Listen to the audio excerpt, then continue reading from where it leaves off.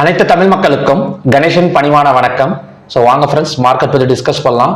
So yesterday இன்னைக்கு பார்த்தீங்கன்னா நம்ம நேற்று சொன்ன மாதிரி தான் ஓரளவு நடந்திருக்கு. ஸோ நேற்றெல்லாம் பார்த்தீங்கன்னா கொஞ்சம் கீழே இறங்கினாலுமே கூட ஸோ எந்த மாதிரி டேட்டாஸ் எல்லாம் கொஞ்சம் க்ளோஸ் ஆயிருந்தது அப்படின்னா ஒரு பை சைடு ஃபோக்கஸ் பண்ணுற மாதிரி தான் பார்த்தீங்கன்னா டேட்டாஸ் எல்லாம் க்ளோஸ் ஆயிருந்தது. ஓப்பன் இன்ட்ரெஸ்ட் டேட்டாவாக இருக்கட்டும், ஒரு ஹைவேட்டேஜ் ஸ்டாக்ஸ், அதுக்கப்புறம் பார்த்தீங்கன்னா ஒரு sector wise closing. So sector wise அந்த அளவுக்கு பார்த்தீங்கன்னா நேற்று பர்ஃபார்மன்ஸ் கொடுக்கல, கேஷ் ஃப்ளோ இல்லாதனால. பட் பை சைடு க்ளோசிங் நமக்கு இன்ஃபார்மன்ஸ் கொடுத்தது.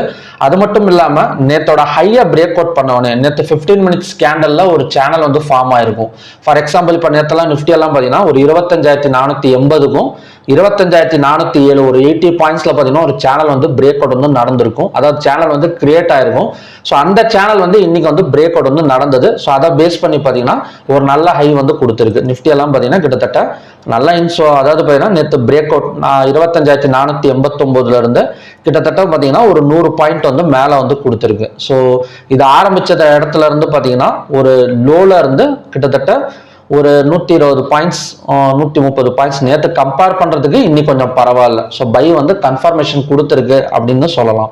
ஸோ இது கண்டினியூஷன் ஆகுமா அப்படின்னு பார்க்கறதுக்கு முன்னாடி ஸோ நம்ம ஓப்பன் இன்ட்ரெஸ்ட் டேட்டாஸ் பார்த்துட்டு வந்துடலாம். ஸோ ஓப்பன் இன்ட்ரெஸ்ட் டேட்டாஸை பொறுத்த வரைக்கும் நேற்று அந்த அளவுக்கு பார்த்தீங்கன்னா கேஷ் ஃப்ளோ நடக்கல. ஒரு நார்மல் மார்க்கெட் மாதிரி தான் ஸோ ரன்னிங் கொடுத்துருந்தது. ஸோ இன்னைக்கு கால் ஆப்ஷனை பை பண்ணி புட் ஆப்ஷனை செல் பண்ணியிருக்கிற மாதிரி க்ளோஸ் ஆயிருக்கு. ஸோ இது கிட்டத்தட்ட பார்த்தீங்கன்னா மந்த்லி கான்ட்ராக்ட்லையும் ஒரே மாதிரி தான் நடந்திருக்கு. வீக்லி கான்ட்ராக்ட் நிஃப்டி 50 சென்செக்ஸ்லையும் பார்த்தீங்கன்னா ஸோ ஈக்குவலாக தான் இருக்கு. அதாவது பார்த்தீங்கன்னா கால் ஆப்ஷனை பை பண்ணி புட் ஆப்ஷனை செல் பண்ணியிருக்கிற மாதிரி ஸோ எல்லா ஸ்கிரிப்ட்லையுமே நமக்கு டேட்டாஸ் கொடுத்துருக்கு. ஸோ நெக்ஸ்ட் பார்த்தீங்கன்னா என்எஸ்சியில் ஸோ என்எஸ்சியில் மொத்தம் 3024 ஸ்டாக்ஸ் ட்ரேட் ஆயிருக்கு. அதில் அட்வான்ஸ் எடுத்துக்கிட்டோன்னு பார்த்தீங்கன்னா 1352, declines 1564, unchanged 108.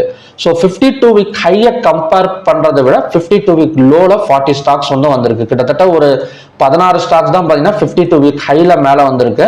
But positive confirmation எதை வச்சு சொல்லலாம் அப்படின்னு பார்த்தீங்கன்னா ஒரு ஹைவேட்டேஜ் ஸ்டாக்ஸ் நல்ல பர்ஃபார்மன்ஸ் கொடுத்துருக்கு இன்னைக்கு.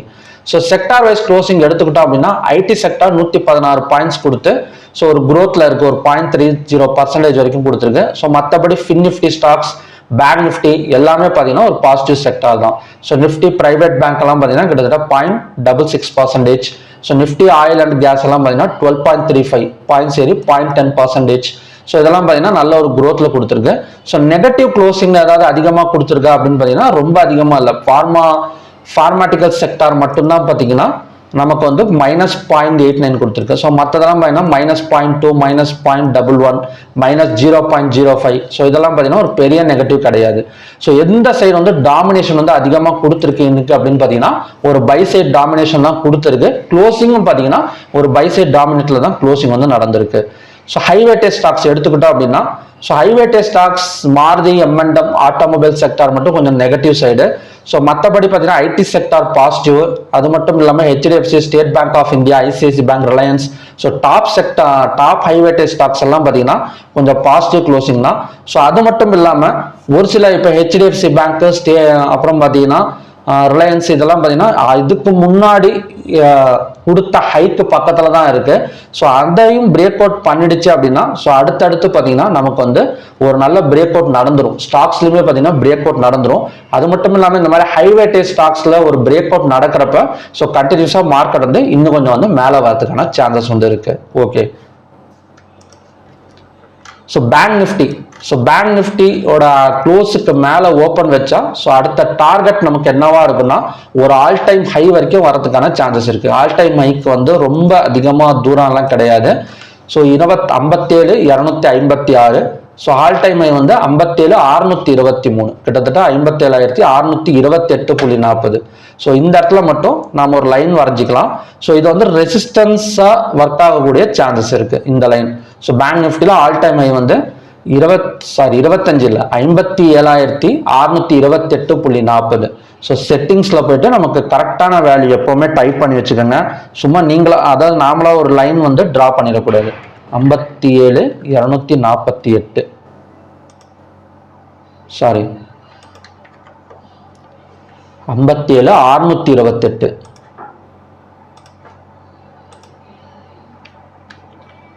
57,628.40. ஓகே. ஸோ இது நமக்கு ரெசிஸ்டன்ஸாக தான் ஆக்ட் ஆகும். ஸோ அதையும் பிரேக் அவுட் பண்ணாதான். ஸோ பிரேக் அவுட் இப்போதைக்கு யோசிக்க வேணாம், ஏன்னா டபுள் டாப் ரெசிஸ்டன்ஸ் எடுக்கிறதுக்கு சான்சஸ் இருக்கு. ஸோ அதை பிரேக் அவுட் பண்ணி கேண்டில் க்ளோஸ் வைக்கட்டும். ஸோ அதுக்கப்புறம் வந்து நம்ம வந்து பிரேக் அவுட் பற்றி பேசலாம். ஸோ இப்போதைக்கு நம்ம வந்து பை சைடு வந்து ஃபோக்கஸ் பண்ணிக்கலாம். ஸோ பேங்க் நிஃப்டியாக இருக்கட்டும், பேங்க் எக்ஸ் எல்லாமே பார்த்தீங்கன்னா ஸோ நம்ம பை சைடு வந்து ஃபோக்கஸ் பண்ணிக்கலாம். பேங்க் நிஃப்டியோட ஆல் டைம் ஹை தான் நமக்கு வந்து ரெசிஸ்டன்ஸ், அடுத்த ரெசிஸ்டன்ஸாக வந்து ஒர்க் ஆகும். ஸோ ஹையாக பிரேக் அவுட் பண்ணால் ஸோ கண்டினியூஸாக இன்னொரு 300 பாயிண்ட்ஸ் மேலே வந்துட்டு ஸோ இந்த இடத்துல 215 minutes candle red colour candle form ஆனால் ஸோ இங்கேருந்து பார்த்தீங்கன்னா அகைன் இறங்கிறதுக்கான சான்சஸ் வந்து இருக்கு. இது நாளைக்கு வந்து நமக்கு ஒரே நாளாக நடக்குமா அப்படின்னு கேட்டிங்கன்னா வாய்ப்பு கம்மி தான்.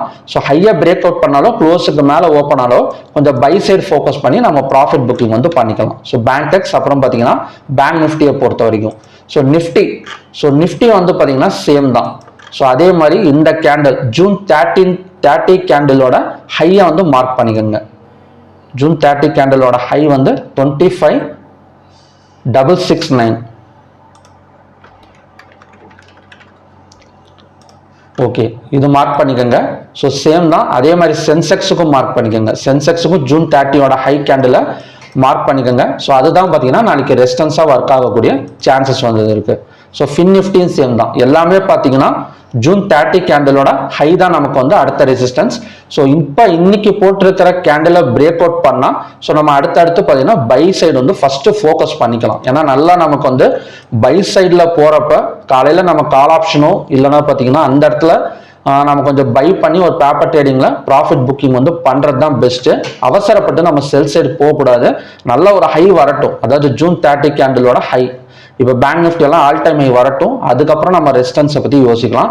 ஒரு பை சைடு போகிறப்ப அந்த பை சைடு தான் ஃபோக்கஸ் பண்ணி நம்ம வந்து ப்ராஃபிட் பார்க்க நினைக்கிறோமே தவிர அவசரப்பட்டு செல்லை ஆவரேஜ் பண்ணுறதோ இல்லைன்னா அவசரப்பட்டு ஆவரேஜ் பண்ணிட்டே போகிறதெல்லாம் நம்ம வந்து பண்ணக்கூடாது. ஸோ பை சைடு ஃபோக்கஸ் பண்ணிக்கலாம். ஸோ என்எஸ்சி பிஎஸ்சியை பொறுத்த வரைக்கும். ஸோ நெக்ஸ்ட் வந்து க்ரூட் ஆயில் பார்க்கலாம்.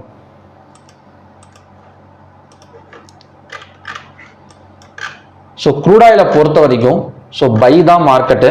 ஸோ நமக்கு வந்து இந்த இடத்த இந்த 5,806 ஸோ இப்பயே பார்த்தீங்கன்னா நமக்கு பை தான் கன்ஃபர்மேஷன் வந்து கொடுத்துருக்கு. ஸோ செல்லிங் வந்து இது வரைக்கும் நடக்கல. ஸோ நமக்கு டார்கெட் வந்து பார்த்தீங்கன்னா இந்த இடம் நேத்தோட ஹை வரைக்கும் வரதுக்கான சான்சஸ் வந்து இருக்கு 5,806. ஸோ இதுதான் பார்த்தீங்கன்னா நமக்கு ரெசிஸ்டன்ஸாக வந்து ஒர்க் ஆகும். ஸோ அதனால் நம்ம இந்த இடத்துல பை வந்து ஃபோக்கஸ் பண்ணலாம். இல்லை அப்படின்னா இந்த சேனலோட பை வந்து சப்போர்ட் வந்து எடுத்துகிட்டு ஃபோக்கஸ் பண்ணிக்கலாம் இந்த இடம். So evening support and resistance வந்து 5,776 அப்புறம் 5,841. ஸோ 5,841 வந்தால் ஸோ நம்ம வந்து செல்லிங் வந்து ட்ரை பண்ணலாம். ஸோ அதோட டார்கெட் வந்து 5,776 வரைக்கும் வரதுக்கான சான்சஸ் இருக்கு. இல்லை அப்படின்னா இந்த 5,776 வந்தால் மறுபடியும் பை வந்து எடுக்கலாம். அதோட டார்கெட் வந்து 5,841 வரைக்கும் வரதுக்கான சான்சஸ் வந்து க்ரூட் ஆயிலில் வந்து இருக்கு ஈவினிங்ல. ஸோ மேக்ஸிமம் பார்த்தீங்கன்னா நிறைய ஓவர் ட்ரேட் பண்ணாதீங்க. நாளைக்கு இன்வென்ட்ரி டேட்டா இருக்கு, நாளைக்கு தான் இன்வென்ட்ரி டேட்டான்னு நினைக்கிறேன். ஸோ அதோட நம்ம செக் பண்ணிடலாம். ஸோ க்ரூட் ஆயில் இன்வென்ட்ரி டேட்டான்னு கொடுத்தீங்க அப்படின்னா investing.com. ஸோ இதில் பார்த்தீங்கன்னா கீழே டேட் கொடுத்துருப்பாங்க. ஸோ அடுத்தது வந்து July 9. ஸோ இந்த இடத்துல பார்த்தீங்கன்னா தெரியும். ஸோ July 9 தான் அடுத்த இன்வென்ட்ரி டேட்டா. ஸோ நாளைக்கு தான். அப்போ வந்து கண்டிப்பாக கொஞ்சம் வந்து சைட்வேஸ் எடுக்கிறதுக்கோ இல்லைனா பார்த்தீங்கன்னா ஒரு அப் அண்ட் டவுன் மார்க்கெட் வந்து நம்ம எதிர்பார்க்கலாம். ஸோ 5,841ங்கிறது ரெசிஸ்டன்ஸ் ஜோன், 5,776ங்கிறது இப்போதைக்கான சப்போர்ட் ஜோன். ஸோ நெக்ஸ்ட் வந்து natural gas. So natural gas காலையில் போட்ட ஹையை விட பிரேக் அவுட் பண்ணிட்டு போயிருக்கு. ஸோ இப்போ நமக்கு இருக்கிற ரெசிஸ்டன்ஸ் வந்து 295. ஸோ 295 வந்தால் ஸோ நம்ம வந்து செல்லிங் வந்து ட்ரை பண்ணலாம். ஸோ அதோட டார்கெட் வந்து 286 வரைக்கும் வரதுக்கான சான்சஸ் வந்து நேச்சுரல் கேஸ்ல வந்து இருக்கு. ஸோ ஓகே ஃப்ரெண்ட்ஸ், இதுதான் பார்த்தீங்கன்னா க்ரூட் ஆயில் அண்ட் நேச்சுரல் கேஸோட ஈவினிங் கண்டிஷன்ஸ். ஸோ நாளைக்கு நான் என்னோட ப்ரெடிக்ஷன் படி பார்த்தீங்கன்னா ஸோ ஹையாக பிரேக் அவுட் பண்ணும், இல்லைன்னா ஒரு கேப் அப்பே ஓப்பன் ஆகக்கூடிய சான்சஸ் இருக்கு. ஏன்னா நிஃப்டி எல்லாம் பார்த்தீங்கன்னா end of the candle, so ஹைக்கு எண்ட் ஆஃப் த கேண்டில் வரைக்கும் போயிட்டு இருக்கு. கொஞ்சம் இன்னொரு 60 பாயிண்ட்ஸ் ஒரு 100 பாயிண்ட்ஸ் மேலே ஓப்பன் ஆனால் கூட கண்டிப்பாக gap up and one side market up to all time high இல்லைன்னா ஜூன் 30 கேண்டிலோட ஹை வரைக்குமே டிராவல் ஆகக்கூடிய சான்சஸ் வந்து இருக்கு. ஸோ ஓகே ஃப்ரெண்ட்ஸ், மறுபடியும் பார்த்தீங்கன்னா நல்ல ப்ரெடிக்ஷன் வீடியோட நான் வந்து உங்களை மீட் பண்ணுறேன். நன்றி, வணக்கம்.